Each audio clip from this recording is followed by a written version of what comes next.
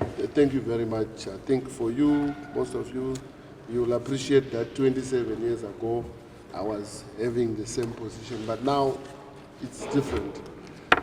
The same person who was Secretary for Finance then 27 years ago is now the President of the Republic. And I served under him for 8 years. He was my mentor. Even the AAG you hear of was started in his office. So that's just the tidbit of the relationship between me and His Excellency. I want to say that I'm happy with what the National Commissar said and also the Secretary for Finance.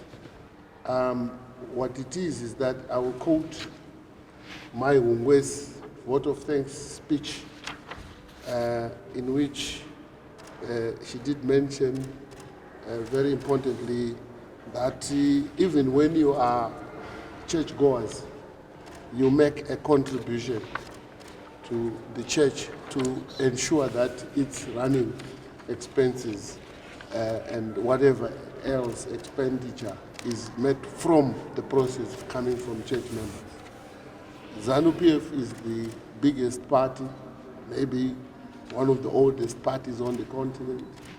It has people that have endured a hell of a lot, especially when you look at the sanctions, the number of years sanctions have been on us, especially me who is now 62, from the time of Rhodesia. There were sanctions, and post-independence sanctions, I've never enjoyed life without sanctions. So I'm used to it, But I've also learned ways and means of surviving, and including my children and so forth.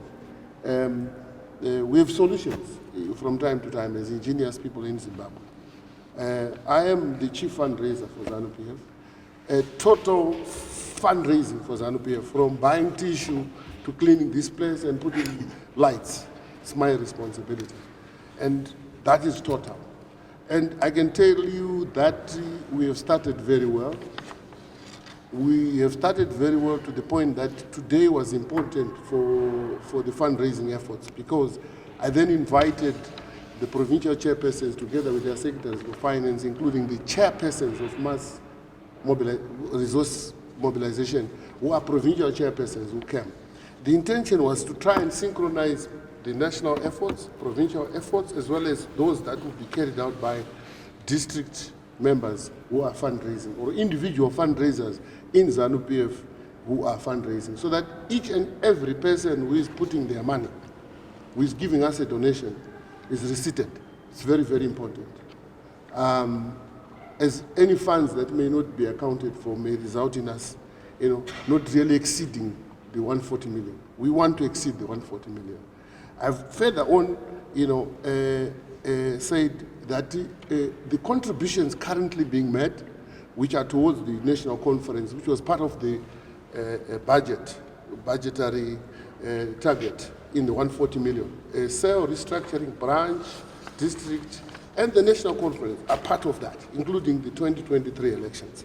So, if there are any contributions being made in material form, be it cash and in kind, it's all going to be given a value so that each province is credited for its contribution. In the case of the province hosting our conference like Mashonal and Central, they've recently had some materials or stocks for people to feed from in the conference, donated, and they've raised that with me.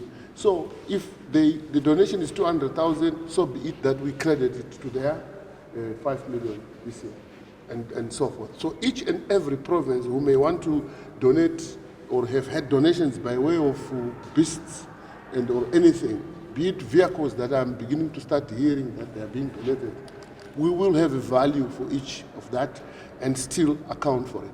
I can safely tell you that we've started very well. I don't announce any figures, not at all. The figures are announced by this man sitting right next to me here. He's my boss when it comes to the treasury. So I could tell you a figure of X, whereas the figure has changed because some people are putting money, you understand? So he will be the only one to give a certificate of balance. But All I can tell you is that the exercise has started in earnest, and we are doing extremely well when it comes to, really penetrating the market to get money. At no time can I assure you this. In my experience as having been a campaign strategist, having 2 caps of CAF presidents, football,